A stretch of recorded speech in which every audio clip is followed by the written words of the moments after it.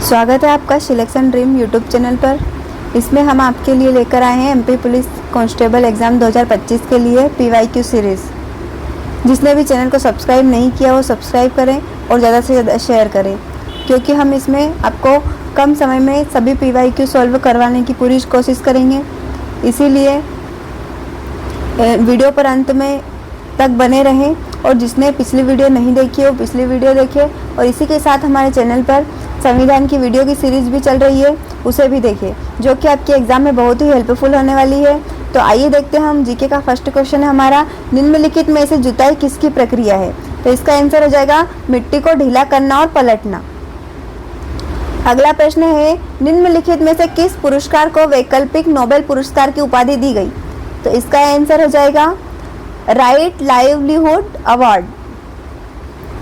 अगला प्रश्न है, प्रधानमंत्री ग्रामीण आवास योजना को पहले किस नाम से जाना जाता था? इसका नाम था इंदिरा आवास योजना। अगला प्रश्न देखेंगे, 1975 में संयुक्त राष्ट्र महासभा के किस विशेष सत्र में एक नई अंतर्राष्ट्रीय आर्थिक व्यवस्था की स्थापना के लिए घोषणा की गई थी? इसे अंतर्राष्ट्रीय समुदाय के विकास में एक महत्वपूर्ण मोड़ माना जाता है। तो इसका आंसर हो जाएगा छठे। नेक्स्ट क्वेश्चन है, G20 19 देशों और देश के सरकार और केंद्रीय बैंक के गवर्नरों द्वारा रचित एक वैश्विक ब्लॉक है। तो इसका आंसर हो जाएगा यूरोपीय संघ। अगला प्रश्न है, आसियान कंबोडिया जुलाई 2023 के वर्तमान महानिदेशक कौन है? तो इसका आंसर हो जाएगा डॉक्टर काओ किम हॉर्न। यह उस टाइम के करंट अफेयर का क्वेश्चन है। नेक्स्ट क्वेश्चन है, निम्नलिखित में से क्रमशः भूटान और म्यांमार की मुद्रा कौन सी है? तो इसका आंसर हो जाएगा भूटान की है नगुल्ट्रम और म्यांमार की है क्यात। नेक्स्ट क्वेश्चन देखेंगे, ब्लू लाइन लेबनान और किस देश के बीच एक सीमांकन रेखा है? तो इसका आंसर हो जाएगा इजराइल। अगला प्रश्न है, प्रधान मध्याह्न रेखा कितने महाद्वीपों से होकर गुजरती है? तो इसका आंसर हो जाएगा 3।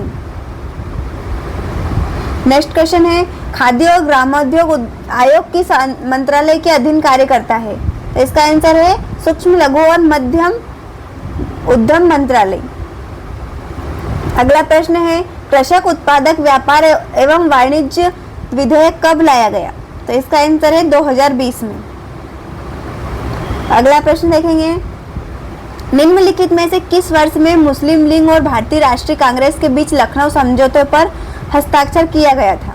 तो इसका आंसर हो जाएगा सन 1916 में। अगला प्रश्न है, यह कथन निम्नलिखित में से किसका है? Who lives if India dies? तो इसका आंसर हो जाएगा पंडित जवाहरलाल नेहरू। अगला प्रश्न है, आईसीसी पुरुष क्रिकेट समिति के वर्तमान अध्यक्ष कौन है? तो इसका आंसर है ग्रेग वार्कले। यह उस टाइम के करंट अफेयर का क्वेश्चन है, इसलिए आपको पता लग जाएगा कि करंट अफेयर से कितने क्वेश्चन पूछे जाते हैं, इसीलिए करंट अफेयर को भी पढ़कर जाएं। अगला प्रश्न है, पोवाड़ा लोक संगीत निम्नलिखित में से किस भारतीय राज्य से संबंधित है? तो इसका आंसर है महाराष्ट्र से। अगला प्रश्न है, माना जाता है कि बुरहानपुर के शाही किला में एक पेंटिंग ने भारत में किस प्रसिद्ध स्मारक के डिजाइन को प्रेरित किया था? तो इसका आंसर है ताजमहल। नेक्स्ट क्वेश्चन है, निम्नलिखित में से कौन सा गांव मोतियों की पारंपरिक गलसन माला के लिए जाना जाता है? तो इसका आंसर है आधार कांच। नेक्स्ट है, अहिल्याबाई किला और महल कहाँ स्थित है? तो इसका आंसर हो जाएगा अहिल्याबाई किला और महल जो है महेश्वर में स्थित है। अगला प्रश्न है, एक commentary and digest on the air act 1981 पुस्तक के लेखक कौन है? तो इसके लेखक है डॉक्टर के खंडेलवाल। अगला प्रश्न देखेंगे, हट्टी गोल्ड माइंस निम्नलिखित में से किस राज्य में स्थित है? तो यह स्थित है कर्नाटक में। इसका आंसर हो जाएगा बी। अगला प्रश्न देखेंगे, कौन सा ठोस अपशिष्ट में शामिल नहीं है? तो इसका आंसर है रेडियोधर्मी सामग्री। अगला प्रश्न है, जिन जंतुओं का शरीर शिथिल एकत्रित कोशिकाओं से बनता है और उनमें पाचन गुहा भी नहीं होती, तो इसका आंसर है पैराजोन्स।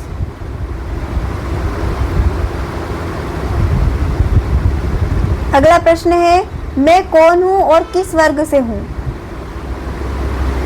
मैं केवल फेफड़ों से सांस लेता हूं और मेरे पास 3 कक्ष वाला दिल है। इसका आंसर हो जाएगा यूरोमेस्टिक्स, रेत छिपकली या सरीसृप। नेक्स्ट है, निम्न में से कौन ग्रीन हाउस गैस है? इसका आंसर है कार्बन डाइऑक्साइड। अगला प्रश्न देखेंगे, थर्मामीटर की रीडिंग डैश से अधिक होने पर व्यक्ति को बुखार होना कहा जाता है, तो इसका आंसर हो जाएगा 100 डिग्री फ़ारेनहाइट। अगला प्रश्न देखेंगे, 1800 में ब्रिटिश रसायनज्ञ ने डैश ने दिखाया था कि यदि इलेक्ट्रोड को पानी में डुबोया जाता है तो एक धारा प्रवाहित की जाती है, तो ऑक्सीजन और हाइड्रोजन के बुलबुले उत्पन्न होते हैं। इसका आंसर हो जाएगा विलियम निकोलसन। अगला प्रश्न है, मानव कान द्वारा लगभग डैश से कम आवृत्तियों की ध्वनि का पता नहीं लगाया जा सकता, तो इसका आंसर हो जाएगा 20 हर्ट्ज। अगला प्रश्न देखेंगे, आइसोप्रोपिल अल्कोहल का उपयोग इस प्रकार किया जा सकता है। इसका आंसर हो जाएगा हाथ स्वच्छकारी या हैंड सैनिटाइजर में। अगला प्रश्न है, students education and cultural movement of Ladakh के संस्थापक कौन है? इसका आंसर हो जाएगा सोनम वांगचुक। अगला प्रश्न है, वायुमंडल में कार्बन डाइऑक्साइड की प्रतिशतता कितनी है? तो इसका आंसर है 0.03%। अगला प्रश्न देखेंगे, निम्नलिखित में से कौन सा विटामिन रक्त के थक्का बनाने में सहायक होता है? तो रक्त का थक्का बनाने में सहायक होता है विटामिन के। अगला प्रश्न है, किसी क्षेत्र में किसान पूरे वर्ष अलग अलग मौसम का अनुभव करते हैं। इस क्षेत्र में मानसून के मौसम के दौरान भारी वर्षा होती है, जिसके बाद अपेक्षाकृत शुष्क सर्दी और गर्मी होती है। इस क्षेत्र के किसान अपनी आजीविका बनाए रखने के लिए कृषि करते हैं और विभिन्न फसलें उगाते हैं। जलवायु परिस्थितियों को ध्यान में रखते हुए इस क्षेत्र में रबी मौसम के दौरान निम्नलिखित में से कौन सी फसल खेती के लिए उपयुक्त होगी? तो इसका आंसर हो जाएगा गेहूं। अगला प्रश्न है, निम्नलिखित में से कौन सा पौधे का उदाहरण है जो स्टोलन या रनर के माध्यम से अलैंगिक रूप से प्रजनन करता है? इसका आंसर है स्ट्रॉबेरी। अगला प्रश्न है, भेड़िए का द्विपद नाम कैनियस ल्यूपस है।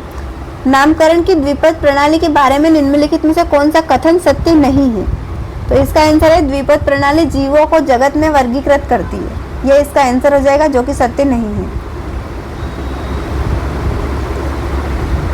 अगला प्रश्न देखते हैं, पत्ती का निम्नलिखित में से कौन सा भाग अधिकांश प्रकाश संश्लेषण करता है? तो इसका आंसर हो जाएगा पर्ण मध्योतक या मेसोफेज। अभी हमने जीके के 35 क्वेश्चन और उनके आंसर देखे। ऐसे ही क्वेश्चन हम अगले सेट में भी सॉल्व करवाएंगे, इसीलिए चैनल को सब्सक्राइब करें और ज़्यादा से ज़्यादा शेयर करें। धन्यवाद।